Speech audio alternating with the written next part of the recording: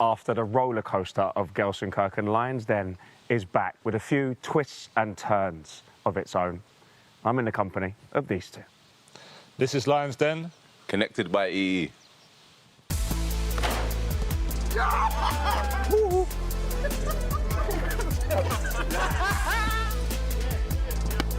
Big day.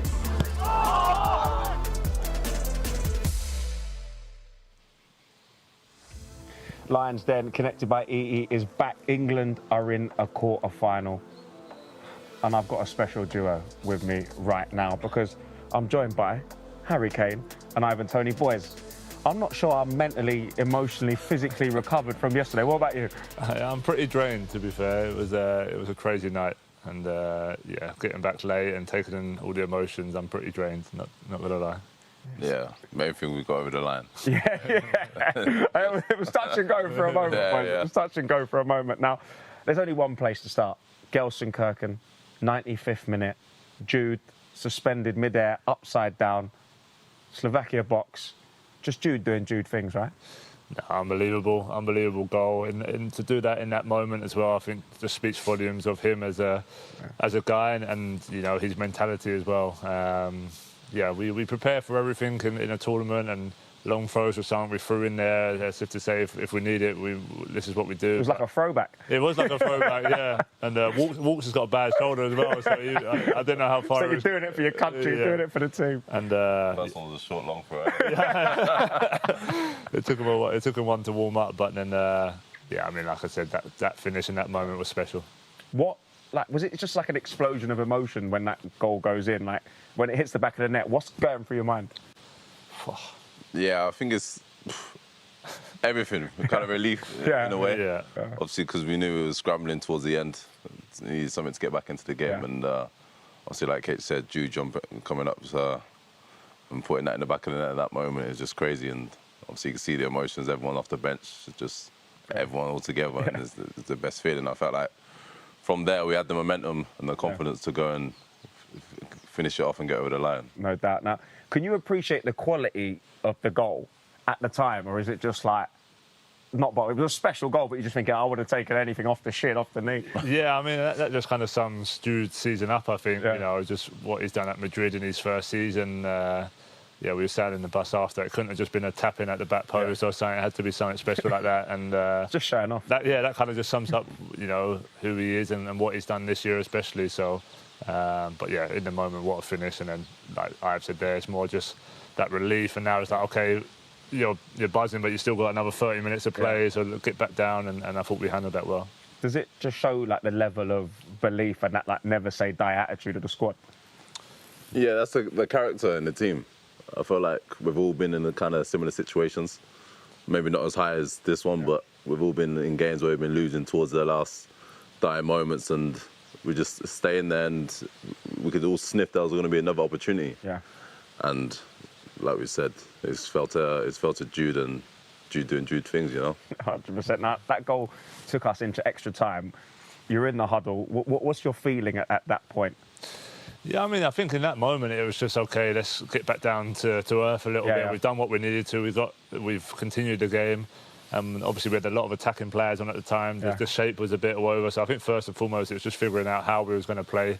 And then it was just, using the momentum. I've said to me as we was walking onto the pitch to start extra time, like, I'm back. I like to go back post on crosses and that, just be there for the knockdowns. And then 2 minutes in, obviously, he knocks one across and I'm there to finish it off. So it couldn't have been any better. But I think, we had the momentum. We felt like, you know, fair play to Slovakia. They had an amazing game, but you know, they was out on their feet, and we knew that if we just pushed more, we could get that second goal.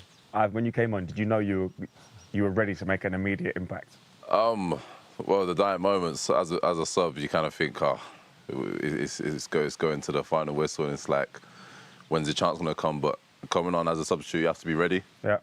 You don't know when what's going to happen, and football's a crazy game. You know, it can just change like that, and it did. And going into extra time, like I said a minute ago, like the momentum was on our side, and we got players to change the game, and we done that. So you're telling me when you were walking out after full time and you coming out, you've said to H, going, listen, like I like to go back post, but just be there for the knockdowns. And then not even a minute later, 54 seconds later, ball comes to you, you head it in, and H is there to just clean up the header. To be fair, I think his striker's instinct, just be in the right place at the right time, and like we really just said, I'll knock it back across and he'll be there. And H doing what H does. Yeah, we talk about Jude doing Jude things, H doing what H does, scoring for England, winning goals. It's special. When that ball came off your head, Ivan, you turn and you look and you see H careering towards the ball. What's going through your head? You just thinking... I just knew he put everything into that. I think he nearly went into the goal with it. No, it was that was a special goal, and to be fair, the header back across, was perfect. It just kind of had the right pace on it. The keeper kind of didn't know whether to come. And yeah, my eyes just lit up. I think when you watch it back, you see kind of, because it's a strange action, and obviously Ebb shoots and he kind of mishits it. So like lads are kind of coming back. Yeah. And as soon as it's heading towards Ive, I'm just on the way. I'm on the way to the back post, and it just worked perfectly. No doubt. Now, was the plan for extra time all-out attack? Because that's what we have to get the goal. What was Gareth saying when he was talking about, like, in that little huddle, you get about 3-4 minutes? Yeah, I don't think it was all-out attack. I think it was just obviously find the shape. We decided on the shape that we wanted to go to, that best suited the players on the pitch at that moment. And then, obviously we wanted to go and go on and win the game. We didn't want to go to penalties, but obviously scoring so early on helped that situation. It helped the momentum. And then I think from when you're in extra time, especially, lads are out on their feet. You're just grinding to get the result in that moment. And it was a tough game physically and emotionally. So once we got 2-1 ahead, it was kind of just okay. Let's just kind of keep going. Let's see this game out now. We've done the hard bit. Obviously, the subs who come on halfway through extra time, I thought done great as well. Bringing the energy, bringing the enthusiasm to keep us pushing up the pitch, and we saw the game out well. I think it's with Ivan coming on and all the boys that came on. It shows how deep the squad is and how positive, a positive impact the subs can make. Now, you've scored so many goals for England? Where do these goals stand in terms of how significant they are? Yeah, these are right up there. I think knockout goals are like some of the best feelings you'll ever score in your career. I think they're just so important. We know how much it means to everyone watching back home in the stadium. Obviously, I remember watching major tournaments for England growing up, and they're special moments. I'd say Jude's one and my one. They're ones you repeat, you watch back, you see the fans' reaction in the crowd, you see clips of the fans back in the pubs and the box parks and all that, and it's just like, you're just kind of proud to make people that happy. So, of course, they mean more if we go all the way, and then you look back at the whole tournament, and if we go on to win it, they'd become even more special. Well, it's funny that you mentioned Box Park Croydon, because that brings me nicely onto my next point. Now, listen, here on Lines Then, we're all about the fans. And let me tell you, there was some scenes, some limbs last night. And first up, funnily enough, is Box Park Croydon reacting to Jude's goal. Harry, I have to take a look at this.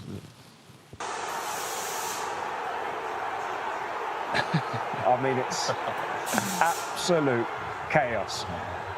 I don't think people could believe it. No, because we've not really had a moment like that with England in knockout football. Yeah. We've had a couple. I had one in the World Cup. Yeah. Studge had one against Wales in the group stage in 2016. But I think knockout football, I can't remember the last time we scored like a last-minute equaliser like that to keep us in it. So, yeah, you can see how much it meant to the fans. What was it like before that, this question? Everyone was positive. Everyone was feeling great. Fantastic. You know what? It wasn't just Box Park Croydon. This is for the fans in Brighton when you two actually linked up for the winner. So take a look at this. There's a couple of angles here that it's absolute chaos. I mean, poor fella there is getting absolutely showered in beer. His mates hugged him. I think that's the first time they've hugged in about 20 years. It's chaos. Yeah, you'll see a different angle here, which if you notice in the bottom right-hand corner. That man's got beer on his head. He's on the shoulders. And this is it. Look, watch the bottom right corner. Let me tell you. Some unfortunate fella takes a fall down there. As you can see, he's on the deck. It's not stopped him celebrating. He was picked up by his pal. Oh, so good. I mean, when you see those scenes, you realise that, obviously the fans have been incredible this tournament, but when you see that and you see, like, that unbridled joy that football brings and that late drama brings, it must be amazing. Yeah, like, moments like that, it's the best. Obviously, you know, everyone's behind us. We're doing our best to do what we can do, and it just shows the support we got from back home and all around. No doubt. Now, my screen time, boys, was off the charts yesterday. I'm on the bus back. I'm just soaking it all up. The videos, the scenes, the social reaction. I've actually got a bit of the social reaction right here. So who better to start with than royalty? The Prince of Wales, who actually clearly went through the ringer, just like you boys on the field and us fans at home. And he posted this up on Twitter. So he wrote, emotional roller coaster, let's go England, quarterfinals, here we come, big W. I imagine he said big dub. That's how I read it in my 3 o'clock last night on the bus on the way back to the game. But he didn't stop there. H, we know you're a big NFL fan. Yes. We know you're a huge NFL fan. And the actual GOAT, Tom Brady, was watching last night, and he summed up how we were feeling pretty well with this tweet. He's got Jude with 4 absolutely mind-blown emojis.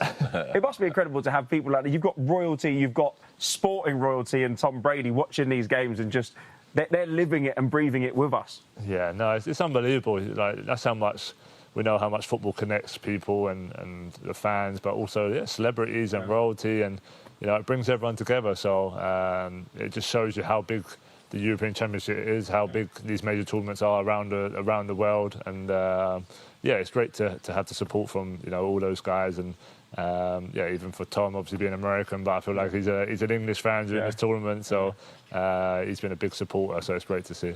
No doubt. Now, Jude was on the show last week, and he name-checked Tom Brady when we asked what would he be if he wasn't a footballer. He said an NFL quarterback would be nice.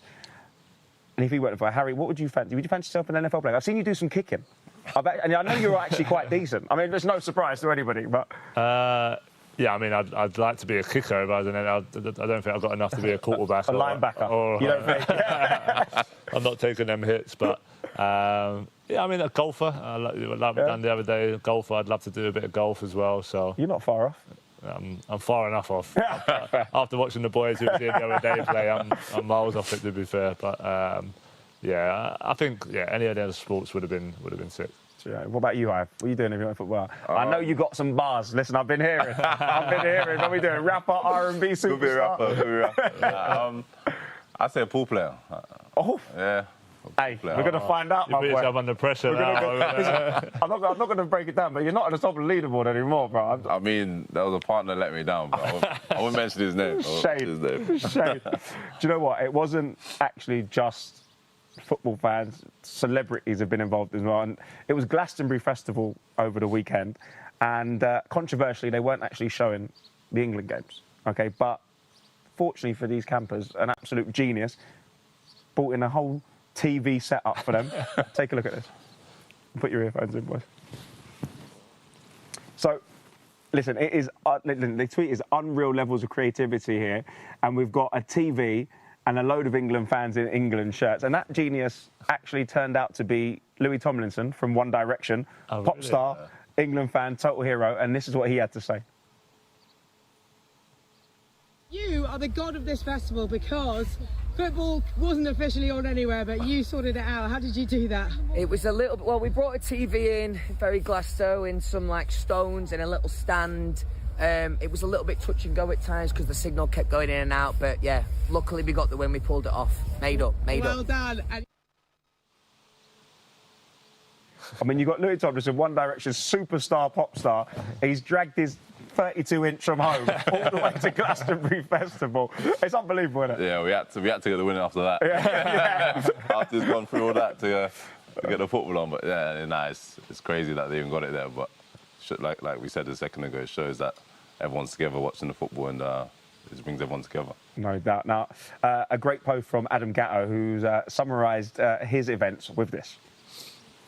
So he's written, watching Jude bang an overhead kick in the last minute on a tiny TV using Louis Tomlinson's hotspot was not on my Glasgow bingo card. What a place this is, up the England. I mean, that's absolutely unbelievable. Yeah, I think it's memories people... Yeah, will never forget. Like I said, you know, watching as a fan growing up, it sticks in your mind no matter how old you are. These major tournaments just bring people together, and moments like that for us and for Jude and for all the fans watching, it'll be in their memories for a long, long time. So wherever you were watching it, like, obviously that was a bit unique to be here, watched it. Imagine walking down, you're in some field in your wellies and you see Louis Tomlinson TV. Yeah. You got Ivan heading the ball up. It was unbelievable scenes. I just want to know what connection he's got. Yeah. Whoever he's hotspot's working. It's EE, bro. It's EE. Let me tell you right now. Lester, guys, please keep your comments coming in. We love the social reaction. As you can see, the boys it's all about the scenes, the limbs, the vibes. However you're watching the game, we want to know. Now, we've got to get onto the fans because I've got to shout them out. They've been brilliant. You know, I've spent some days and weekends in the city's pre-game, and it's like there's just a huge build-up, and then you get in the stadium and it's noisy. But they've been incredible, and even for you guys on the pitch, surely.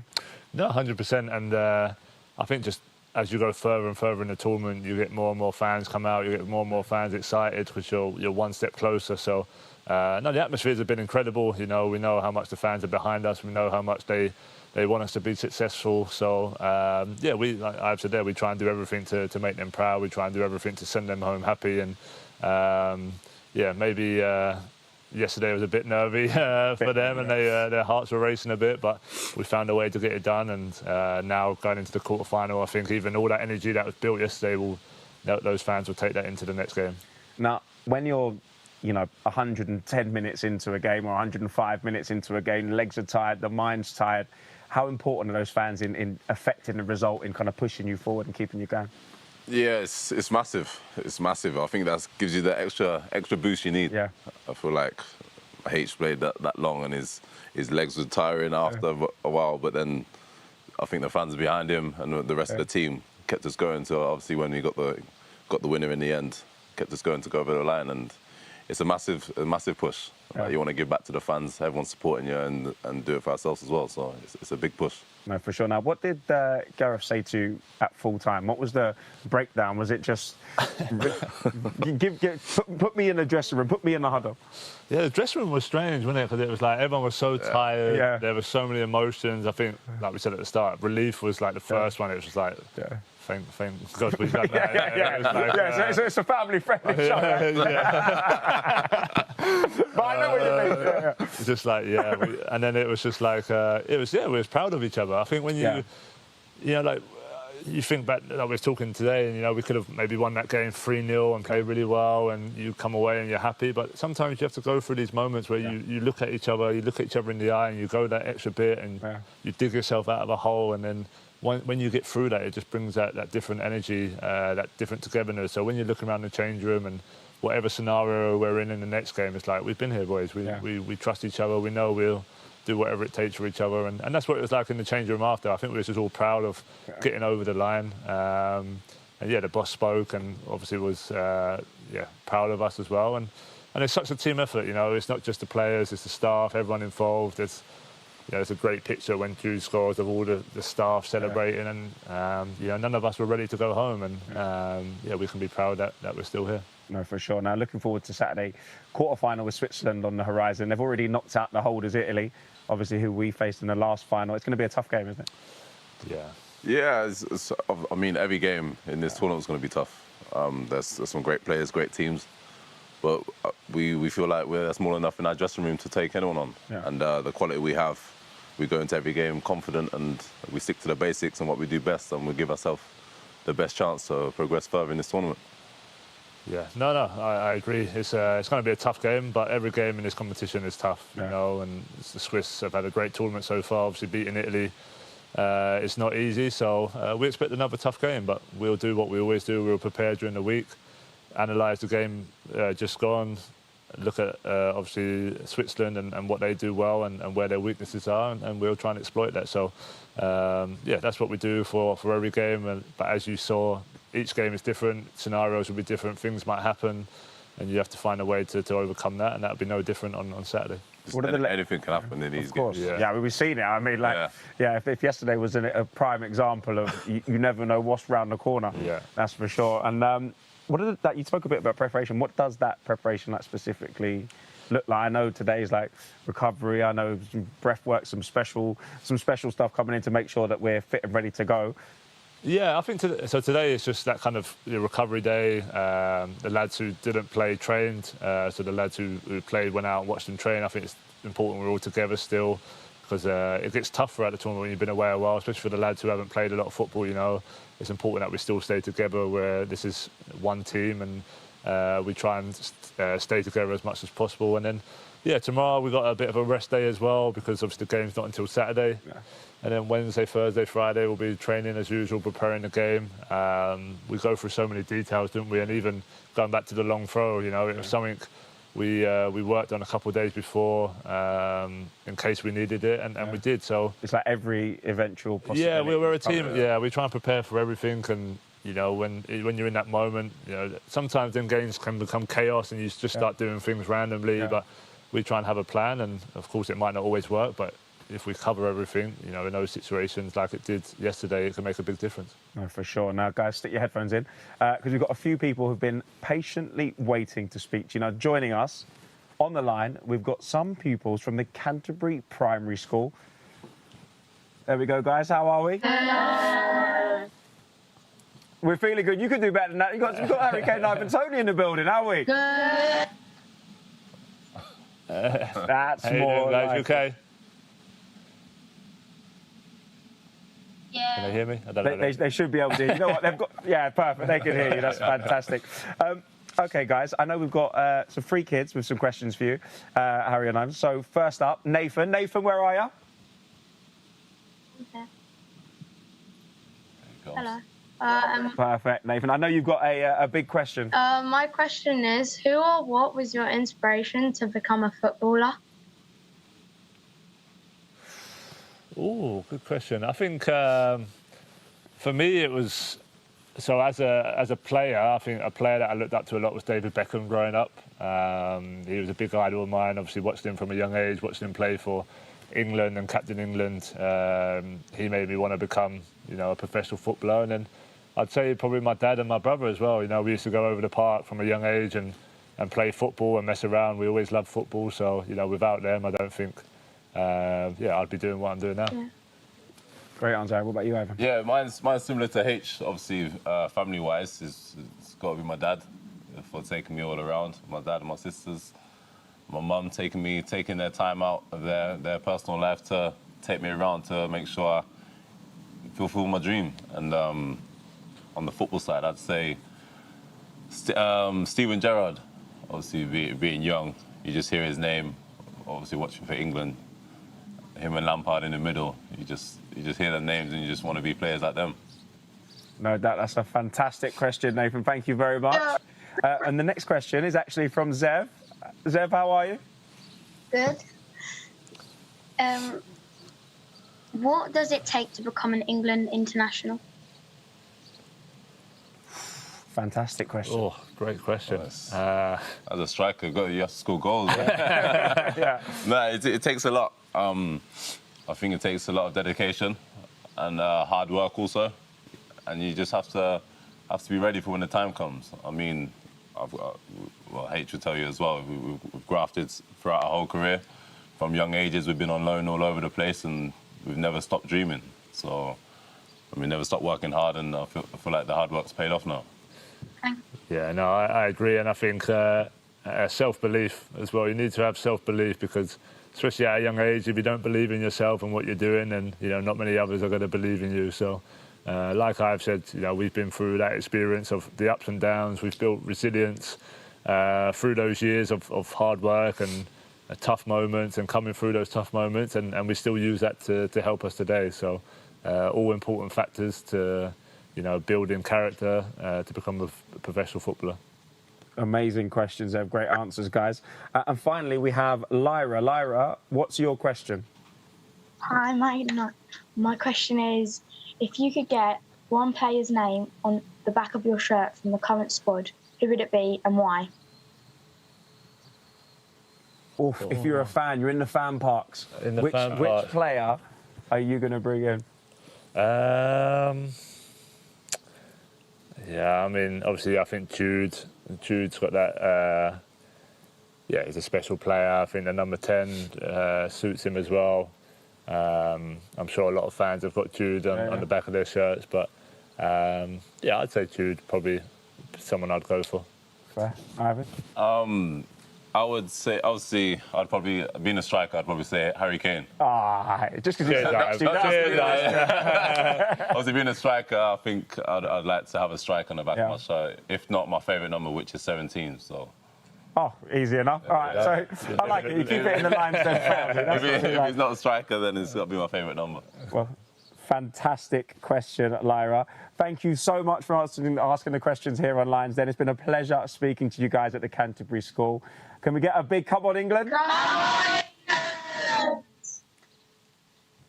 Cheers, guys. Thank you. Well, guys, before you go, we just want to show you appreciation for you coming on the show. So there is a shirt and a couple of Sharpies. If you wouldn't mind signing a couple, you can pull them up there. Yeah, that's just for the wind, don't you worry. Just so they didn't go anywhere. Where's the Sharpie at? And the Sharpies are under your table there. So there's 2 there. Yeah, look at the excitement, guys. We're going to send them over to the school. Maybe you can get them framed, put them up in the classroom. Guys, are we happy with that? Yeah. There we go. Hopefully we've made your day. We're through to a quarter-final, and you get a side shirt from Ivan Toney and Harry Kane. Absolutely incredible. Guys, thank you so much, and hopefully we'll see you soon. Bye. Cheers, guys. Bye. Thank Cheers, you. guys. Bye-bye. Right, guys, while you do this, our inbox has been absolutely burned up. We're running out of data storage full of questions for you boys, I'm telling you. That's why. Now, first one, Will has asked, how do you cope with nerves before a big game? Yeah, I think nerves are an important part of football, important part of a major tournament, dealing with that, coping with that. I think people deal with it in their own way, different ways. Some people like to do, I don't know, we're doing breathing techniques today to calm the system. Some people just like to kind of turn it into good energy. And yeah, I think nerves, we had a conversation with Ben Stokes before, and I think he hit the nail on the head when he was here at Rockcliffe. And he said having nerves just means that you care. It means that you care about what you're doing, you care about the game, you care about, what's at stake. So it's just not to be frightened by nerves, it's just to almost embrace it and be like, okay, I know I care about this, and I'm prepared well, let's go out there and do it. Ivan, have you got any special ways? Is it music? Is it putting yourself in a zone? Is it? Yeah, I feel like I like to just zone out on my own, just trying to think of what's going to happen after when you do succeed or do something, do it right. I don't think of like what if this goes wrong, what if that goes wrong, because the more time you think like that, then more time out of 10, it's going to go the way you don't want it to go. So I think you just think positive. Yeah.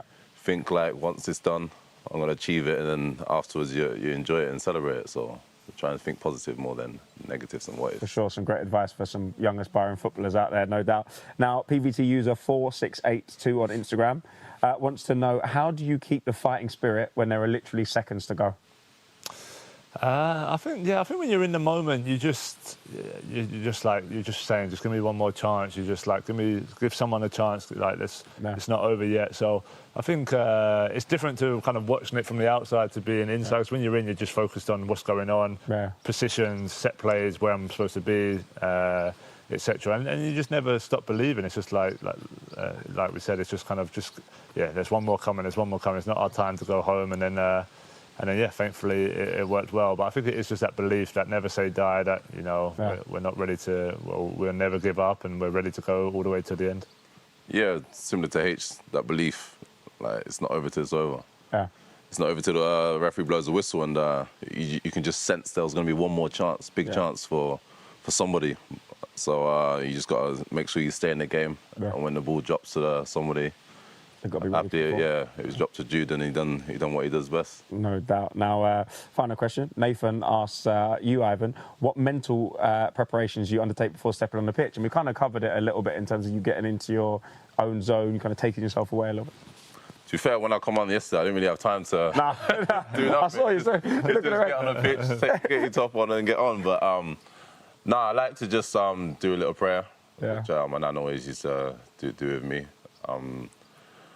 Do that before stepping onto the pitch, and then just bless myself going onto the pitch and give myself the best chance possible on doing something good, and it worked. It worked yesterday. Well, absolutely, it did work. Now, we've actually live got a couple more questions in. So Callum is actually asking, Ivan, how does it feel to be the first Northamptonian to play for England? P.S. doing Northampton proud.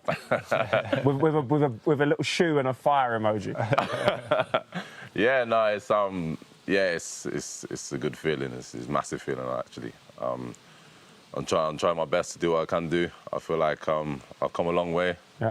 So it's just enjoying the journey, and it's nice to know that people from Northampton are backing me all the way. So yeah, it's a good feeling. No doubt. Now, it's that time of the show.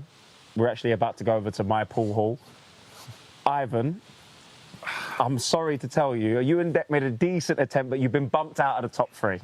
Okay, Harry, this is your what a clearance debut, because we had you on lines then, but we didn't play the game. So we thought we had to bring you in and make this happen. How are you feeling? Because the way I was talking, I want to be. I'm excited. Get the right numbers. And we're good.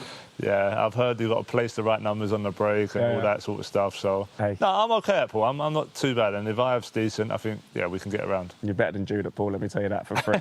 Let me tell you that for free. Now, you boys linked up well last night. I feel like there's a little telepathy going on. You know, you've already had the discussion on your plans and your ideas. So I feel like you've covered all bases. So, guys, while these guys get in the zone, please take a look at what's happened in the last few weeks of What a Clearance. 3, 2, 1, let's go. Oh, sensational. Beautiful. Nice. There we go. This is brilliant, boys.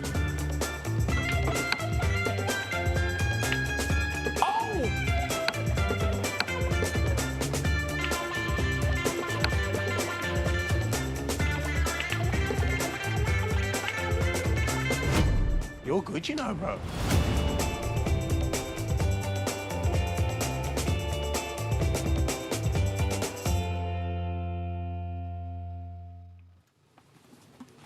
Welcome to What a Clearance.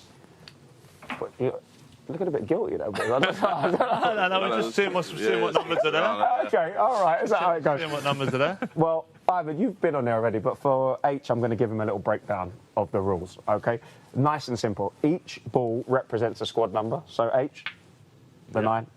Ivan, the 17, already represented here. You're going to have to pick 12 balls from over there. Obviously, if you get a 26-25 and you pot that, you get 26 points. If you pot the 17, you get 17 points. Unfortunately, if you pot the white, it's -5. If you pot the black, -10 points. Okay, we actually haven't seen the black ball drop, so let's hope it's not today. Okay, you have 40 seconds to pot as many balls you can. Okay, and if you pot a ball, you give your cue to the partner or the partner takes over. Okay, if you miss, you carry on until you pot a ball. Sounds easy, isn't it? Okay, yeah, got you. Okay, let's go. Okay, all we've got to do ball picking is pick the balls. Okay, but before that, Ivan, talk to me about this, because I need to see. It was a lot of confidence. I need to see the highlights on these. Like, let me tell you, this was special. 145. I'm not going to lie, this was Ballon d'Or Paul worthy. You know, like it was like Ronnie O'Sullivan had transformed himself into Rama's body. It was unbelievable. But 145 is the score to beat. It's very, very tough. There's an asterisk next to this because Jude and Trent, I'm not sure they were following the correct rules. There was a time when they maybe just knocked a ball with their hand into the pocket. And it was a 20. That's why the scores. So that's why there's an asterisk. And we were actually going to take off 30 points. Right, that's what the fans wanted on here on Lions Den.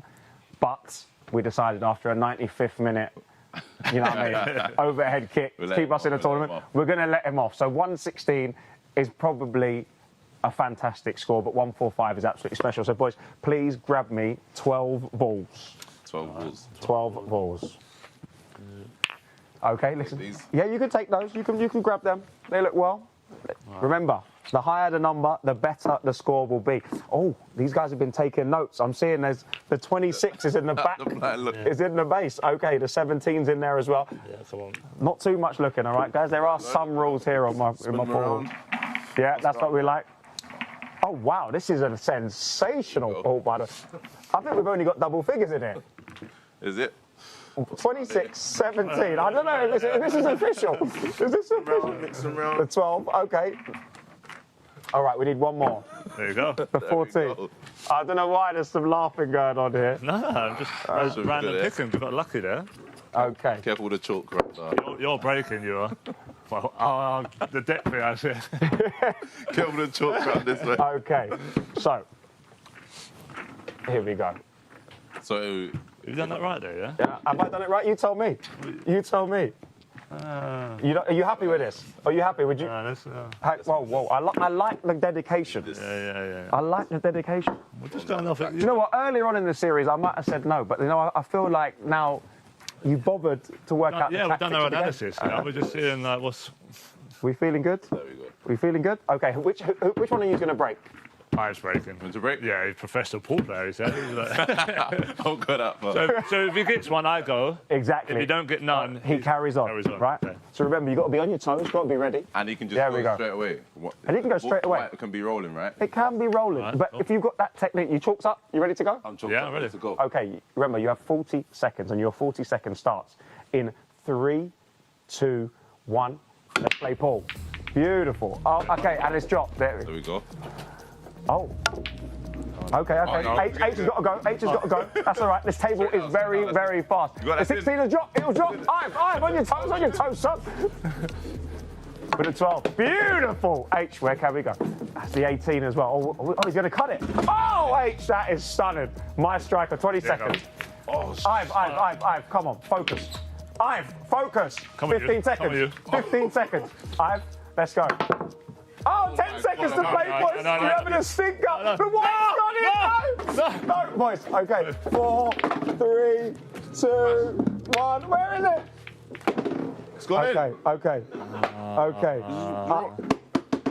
It's got to roll this table, or what? I'm professional pool player.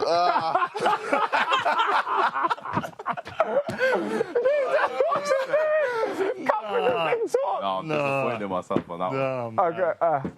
Ive, this is your second bite of the cherry. Okay, guys, listen.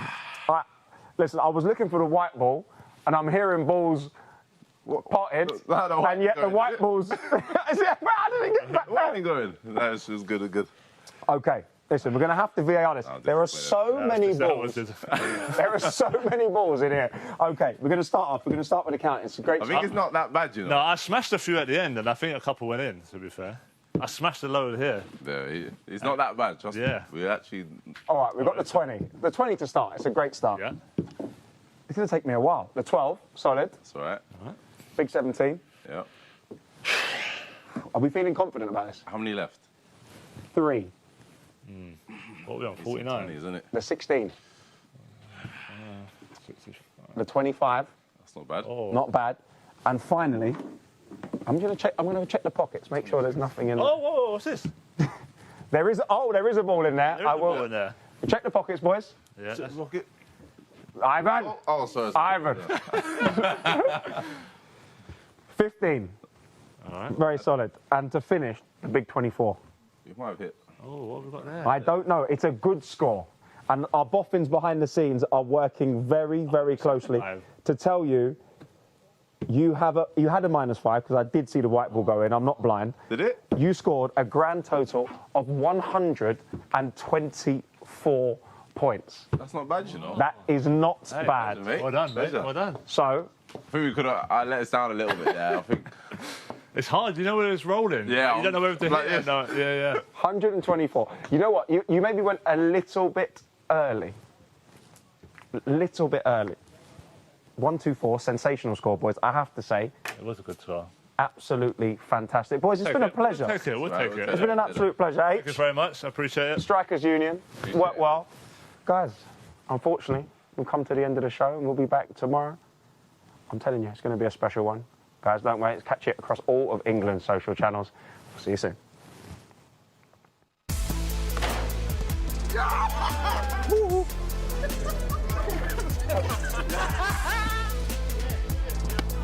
Big day.